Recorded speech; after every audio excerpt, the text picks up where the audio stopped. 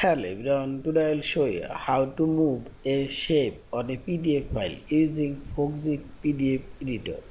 Open your PDF file with Foxit PDF Editor and simply click on this shape and select and drag your mouse cursor. You can move it and also you can press up and down arrow from your keyboard and this right left arrow. You can move it, and if you want to move all of this shape at once, click on this select home option and select this down select arrow and select annotation and drag your mouse cursor, select all of this shape. Now you can move all of them at once and see this. Yeah, this is.